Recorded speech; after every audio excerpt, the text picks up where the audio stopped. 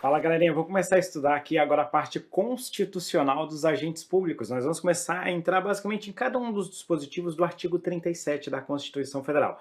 E segura aí porque essa parte vai ser a parte que nós realmente vamos aprofundar, porque aqui tem muitos detalhes, muita jurisprudência em cima disso, e as bancas gostam de fazer abordagem acerca desse assunto. E a gente começa com o artigo 37, inciso 1, que diz pra gente assim, ó: os cargos, empregos e funções públicos são acessíveis aos brasileiros que preencham os requisitos estabelecidos em lei, assim como aos estrangeiros na forma da lei. Então nós temos dois comandos nesse dispositivo, a gente pode separar ele em duas partes, né? A primeira parte é tratando do acesso aos cargos públicos aos brasileiros. E a segunda parte é o acesso aos cargos públicos por estrangeiros. Existe um significado diferente nesse dispositivo. Primeiro vamos começar a falar do acesso aos cargos públicos pelos brasileiros. O que a Constituição Federal estabeleceu aqui pra gente? A Constituição estabeleceu uma norma constitucional de eficácia contida. Professor, o que quer dizer norma constitucional de eficácia contida? A gente sabe que essa norma aqui, ela tem uma aplicação imediata, porém ela é passível de restrição pelo trabalho do legislador. Professor, não entendi direito o que você quer dizer. Imagina que foi criado o cargo X. A lei só estabelece assim, fica criado o cargo X. Todo brasileiro poderá acessar o cargo X. Simples assim. Por quê? Porque ela só criou o cargo. Agora a lei pode estabelecer condições, ou seja, pode diminuir o alcance da norma constitucional, pode limitar esse alcance da norma constitucional, restringir esse alcance da norma constitucional, dizendo o seguinte: o cargo X somente será acessível por quem tiver nível superior. Opa, fiz uma limitação. Posso limitar mais ainda, somente por aquele que tiver nível superior em direito. Posso restringir mais ainda, tem que ser nível superior em direito e tem que ter o registro no Conselho de Fiscalização. Ou seja, você vai limitando o acesso. Então, para o brasileiro é norma de eficácia contida, porque se não houver lei, o brasileiro simplesmente consegue acessar os cargos públicos. Mas a presença da lei tem um papel de estabelecer condições, de limitar, de estipular os requisitos para que o brasileiro possa passar a ocupar um cargo público. Então aqui já vem um outro significado dessa norma constitucional, um outro comando importante. O estabelecimento de requisitos depende de lei. E aqui daqui a pouco eu vou falar um pouquinho mais com vocês. Essa lei tem que ser a tal da lei formal e material, ou seja, lei no sentido estrito dessa expressão. Outro ponto que é importante a gente acrescentar é você tomar cuidado para não confundir, não fazer a confusão entre estrangeiro e brasileiro naturalizado. Professor, como assim? Quando a Constituição Federal traz uma regra e fala que é para brasileiros naturalizados, quando ela fala que é para brasileiros, significa que qualquer brasileiro pode ingressar naquele cargo. Seja o brasileiro nato, seja o brasileiro naturalizado. Tanto faz aqui nesse primeiro momento. A gente tem que lembrar que só a Constituição Federal é instrumento hábil para distinguir um brasileiro nato de um naturalizado. Então o que tem que ficar claro aqui é o seguinte: exceto quando a própria Constituição Federal estabelecer delimitações, os cargos públicos são acessíveis aos brasileiros e tanto faz se eu estou falando de brasileiro nato ou se eu estou falando de brasileiro naturalizado. Porque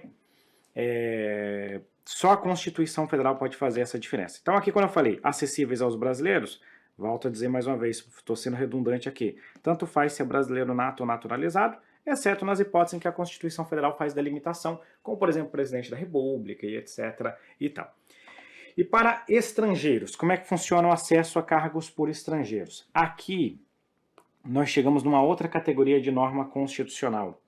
Essa daqui é a norma constitucional de eficácia limitada. Professor, o que é uma norma constitucional de eficácia limitada? Norma constitucional de eficácia limitada é aquela que não há uma aplicação imediata, exceto quando houver uma regulamentação por lei. Então, essa daqui depende de lei. De forma mais simples, eu poderia dizer para vocês assim, ó: o brasileiro, ele ingressa no cargo público mesmo que não haja uma lei específica para estabelecer condições. O estrangeiro só consegue ingressar no cargo público se houver uma lei regulamentando essa hipótese. Então foi criado o cargo X. A lei não fala nada sobre estrangeiro, o estrangeiro não pode ingressar no cargo X. Se foi criado o cargo X e a lei fala o estrangeiro pode ocupar esse cargo X, aí ele poderá ocupá-lo. Então, o papel para o brasileiro da lei é estabelecer requisitos. Na falta dela, o brasileiro pode ingressar naturalmente no cargo. Para o estrangeiro, é criar a possibilidade. Se não houver lei, ele não pode ingressar no cargo público. Perfeito? Então esse é o primeiro comando, a gente começa então com o artigo 37, inciso 1º da Constituição Federal. E eu comecei a falar sobre a questão dos requisitos, e aí eu vou reproduzir o que eu falei ali em cima, que os requisitos para ingresso em cargo público, eles dependem de lei. Para você poder ingressar num cargo público, você precisa ter lei. Essa lei aqui é aquilo que a gente costuma chamar de lei formal e material. Professor, o que é essa história de lei formal e material? Quando eu falo lei, é um ato normativo e é um ato normativo elaborado lá no âmbito do poder legislativo, ou que tenha, né, a eficácia, a força de ato normativo primário. Então, eu estou falando de lei propriamente dita, é lei de fato. O STF já afirmou para a gente que não pode, olha só o que o STF já falou, você não pode estabelecer requisitos para ingresso em cargo público apenas no edital. O edital não é instrumento hábil para criar requisitos para ingresso em cargo público. Você não pode estabelecer requisitos para ingresso em cargo público por meio de regulamentos. Por exemplo, um decreto do presidente da República não serve para fazer isso aqui. Você não pode estabelecer requisitos para ingresso em cargo público por intermédio de portarias ou quaisquer outros atos normativos. Tem que ser lei propriamente dita para estabelecer esses requisitos. Vamos lá, vamos começar a avançar um pouquinho mais. Então, eu preciso de lei, por exemplo, para estabelecer uma exigência de idade. Eu quero estabelecer uma idade máxima para ingresso em cargo público. Eu posso? Tem que ter lei para fazer isso. Outro caso que a gente pode colocar aqui. Você quer estabelecer a realização de exame psicotécnico. Eu também vou precisar de lei psicotécnico. Eu também vou precisar de lei nesse caso aqui para estabelecer a exigência de exame psicotécnico. A mera previsão no edital não vai ser instrumento hábil suficiente para estipular esse tipo de requisito. Perfeito? Show, né? Deixa eu começar a avançar um pouquinho aqui com vocês com jurisprudência. Aqui a gente vai sempre trabalhando nessa pegada.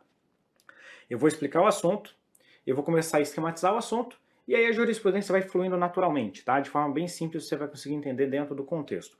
A súmula 683 do STF fala que o limite de idade para inscrição em concurso público só se legitima em face da Constituição Federal quando possa ser justificado pela natureza das atribuições do cargo a ser preenchido.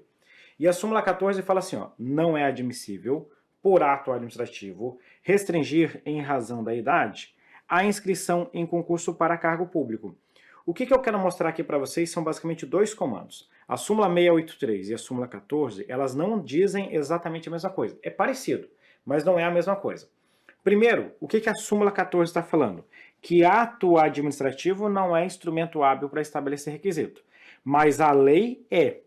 A lei é instrumento hábil para isso. Então eu posso estabelecer o limite de idade por meio de lei?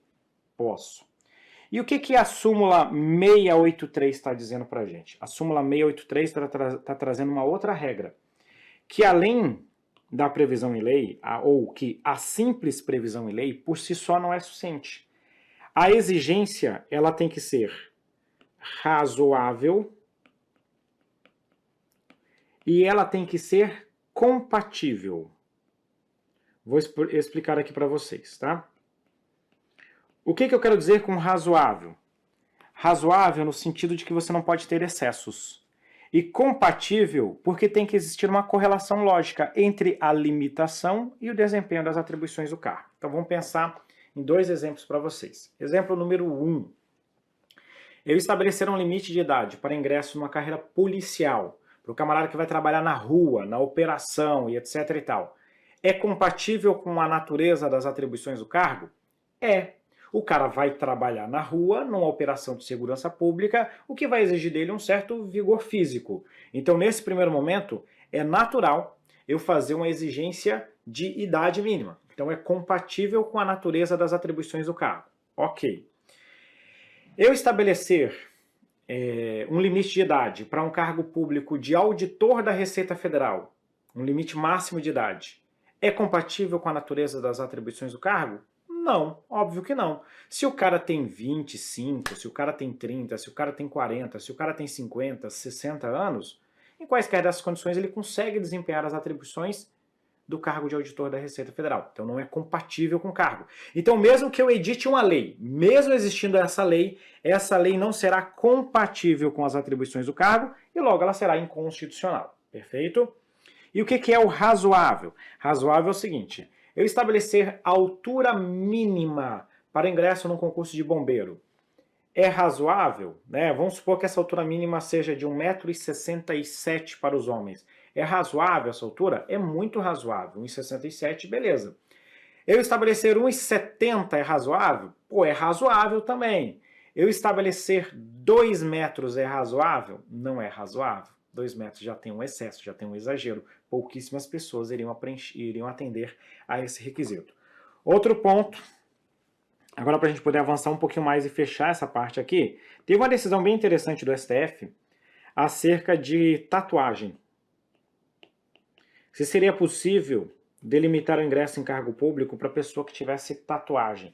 O que o STF acabou falando para a gente assim? O STF pegou e disse assim, para você fazer a limitação em tatuagem, primeiro, você tem que ter previsão em lei. Começa por aí, tá? Primeiro você tem que ter uma previsão em lei. E em regra, deixa eu voltar para cá. Em regra, o edital não é instrumento hábil para fazer esse tipo de delimitação. Então, em regra, eu não posso limitar a utilização de tatuagem por meio do edital. Certo? Porque hoje em dia, basicamente todo mundo tem tatuagem, né? Hoje em dia é bastante comum o pessoal usar tatuagem. Antigamente existia toda uma parte mais de preconceito em relação a isso, e hoje a gente já sabe que é mais uma expressão. Às vezes o pessoal usa de forma estética e etc. e tal. Então o edital não pode fazer esse tipo de delimitação, exceto quando esta tatuagem aqui violar os tais valores constitucionais. Professor, como assim violação de valores constitucionais? Imagina uma tatuagem incitando racismo, uma tatuagem que pregue a violência e etc e tal. Aí sim você teria uma violação a valores constitucionais e aí seria possível fazer a delimitação. Então, em resumo, para ingresso em cargo público, norma constitucional de eficácia contida em relação a brasileiros, a lei pode estabelecer requisitos. Para estrangeiros, normas de eficácia limitada, depende de lei, para criar essa possibilidade. Para estabelecer requisito em cargo, eu preciso de lei em sentido formal e material. Não pode só o edital, um decreto, uma portaria normativa, nada disso pode fazer delimitação. Para estabelecer limite de idade, restrição quanto ao sexo, restrições... Eu vou até colocar aqui, ó, eu falei idade, exame psicotécnico, mas eu posso colocar aqui também outros requisitos. Posso colocar aqui também outros requisitos, como, por exemplo, altura mínima. Todos esses requisitos devem ser estabelecidos por lei. Essa lei tem que ser razoável e compatível com o cargo. Em relação à tatuagem, como regra, você precisa da delimitação dentro de lei em sentido formal e material. O edital não pode delimitar o ingresso em cargo público pelo simples fato de você usar tatuagem, salvo quando aquela tatuagem estiver violando valores constitucionais. Porque daí o fundamento da vedação é diretamente a Constituição Federal. Show de bola, superamos essa primeira parte. Vamos trazer aqui outras decisões, né? Nessa decisão aqui, o STF entendeu que o estabelecimento de limite de idade para inscrição em concurso público apenas é legítimo quando justificado pela natureza das atribuições do cargo a ser preenchido. Então já vimos isso. Então, para estabelecer limite de idade, seja mínima ou máxima ou altura, eu posso fazer desde que haja lei, seja compatível e esteja especificado no edital. Posso fazer delimitação para ingresso em cargo público em virtude do sexo da pessoa? Tipo assim, esse cargo somente pode ser ocupado por mulheres? Professor, pode fazer isso? Eu estou te perguntando. Eu posso chegar e falar, ó, esse cargo público aqui é só para mulher, esse cargo público aqui é só para homem? Pode. Pode, professor. Pode, em casos excepcionais, quando a exigência seja proporcional e eu observe o princípio da legalidade. Por exemplo, imagina que você vai fazer um concurso público para ingresso de agente penitenciário em uma instituição para mulheres. e eu preciso de uma mulher para poder fazer os procedimentos de revista e etc e tal. Nesse caso, eu preciso de uma mulher. E aí eu posso fazer a delimitação. Esse cargo aqui será para mulher, esse aqui será para homem. Mas isso é muito excepcional. Tem que ser razoável, né, proporcional, e tem que ter previsão em lei para eu fazer esse tipo de delimitação. Show de bola! Agora a gente vai avançar um pouquinho mais e eu quero trazer um pouquinho para vocês sobre exame psicotécnico. Professor, o que é o tal do exame psicotécnico? Deixa eu começar a entender melhor do que você está falando, tá? Exame psicotécnico é aquele tipo de exame em que você vai realizar a avaliação das condições psíquicas do candidato, né? Você vai verificar como é que esse candidato ele se comporta em situações de estresse, como é que é o procedimento de tomada de decisão dele, entre outras questões, porque o camarada vai trabalhar como policial, por exemplo, o camarada vai trabalhar na segurança pública, vai às vezes estar com arma e etc e tal. Então, por isso eu preciso fazer uma avaliação das condições psicotécnicas desse candidato. O STF elaborou uma súmula vinculante dizendo pra gente que a realização de exame psicotécnico depende de previsão em lei, ou seja, a mera previsão no edital não é suficiente para você poder realizar um exame psicotécnico. Então, o requisito número 1, a realização de exame psicotécnico deve estar previsto em lei. Tá? Esse é o requisito número 1. O STJ esclarece até melhor isso aqui pra gente. O STJ traz outros requisitos para a gente conseguir entender melhor a cobrança de exame psicotécnico. Ele fala assim, ó, a exigência de exame psicotécnico é legítima quando prevista em lei e no edital. Então surge mais um requisito aqui. Estiver pautado em critérios objetivos e o resultado for público e passível de recurso. Então vamos lá. Lei, ato normativo primário, para criar o requisito de exame psicotécnico. 2. Tem que estar previsto no edital, obviamente, né? Porque o edital vai explicar, vai esmiuçar, vai esclarecer para a gente como que vai funcionar a realização desse exame psicotécnico. Terceiro requisito, a realização de exame psicotécnico tem que estar pautada em critérios objetivos. Quando eu falo aqui que ele vai ser pautado em critérios objetivos, significa que isso aqui tem que ser um critério cientificamente comprovado. Então você não pode chamar lá, por exemplo, um especialista e ele fala, não, eu acabei de desenvolver uma nova técnica aqui, uma avaliação mais moderna, que eu acabei de desenvolver, imbatível, para fazer um exame psicotécnico. Pode deixar comigo que eu a garanto. Aí vai lá esse profissional chumbrega, que na verdade traz um critério que ele inventou da cachola dele, que não tem teste, não tem comprovação científica, não tem nada. E o cara vai lá e faz o exame dele, vai ser um rolo, né? Então, enfim, tem que ser objetivo, tem que ser cientificamente comprovado. E para fechar aqui essa primeira parte, o resultado deve ser público, ou seja, eu tenho que observar uma regra de transparência e tem que ser passível de recurso na própria via administrativa. Então, para você fazer um exame psicotécnico, eu tenho que atender a esses 4 requisitos. O primeiro requisito é o principal, previsão em lei, né, o que normalmente cai em prova. Tem que estar previsto no edital, disciplinado no edital, pautado em critérios objetivos cientificamente comprovados, tem que ser um resultado público e passível de recurso. Deixa eu agora perguntar uma coisa para vocês. Imagina que foi realizado um concurso público e existia a previsão em lei e no edital, ou seja, o exame estava previsto em lei, estava previsto no edital, mas foi declarado nulo.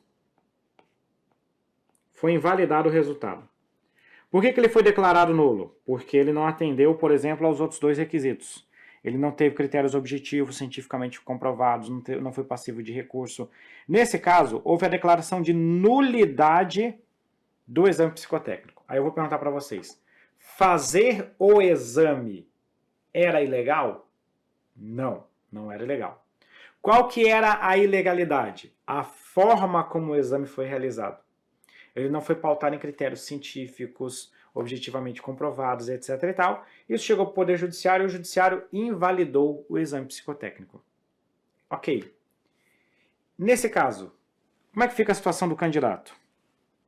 Nesse caso aqui, ó, se ele está pautado em lei previsto no edital, para poder prosseguir no concurso, o candidato deve fazer um novo exame. Por que ele tem que fazer um novo exame? Porque é lícita a cobrança do exame psicotécnico. Deveria ter o exame psicotécnico no concurso público, faz parte da fase. O critério que foi adotado é que era inadequado. Então, faça um novo exame sem aquelas falhas e aí o cabra pode prosseguir no concurso público dele. Perfeito? Show, né? Superamos então essa parte de exame psicotécnico e vamos resolver algumas questões de concurso público, tá? Em obediência ao princípio da soberania nacional, os estrangeiros somente poderão ocupar funções públicas de caráter temporário e sem vínculo estatutário. Galera, tem essa delimitação na Constituição Federal de que estrangeiro só vai ter função de caráter temporário sem vínculo estatutário? Não existe essa delimitação. O que eu preciso é de uma lei, e essa lei vai estabelecer as condições para ingresso para o estrangeiro. A lei pode estabelecer, por exemplo, que o estrangeiro pode ocupar cargo efetivo. É o que acontece, inclusive, na Lei 812. A Lei 812 prevê que estrangeiros podem ocupar cargos em universidades, instituições federais de ensino, como professor, pesquisador e etc. e tal. Então, você pode ter ele ocupando esse tipo de atribuição. Por isso que a questão está errada. Próximo tópico. Tomando conhecimento de que estavam abertas as inscrições para o concurso de soldado da PM do Estado, Ayrton, com 56 anos, decide participar do processo seletivo para ingresso na referida carreira. Contudo, sua inscrição foi negada pela comissão de concurso com base em regra do edital, pela qual, conforme previsto expressamente em lei estadual, o candidato, no momento da inscrição, deveria ter entre 18 e 35 anos de idade.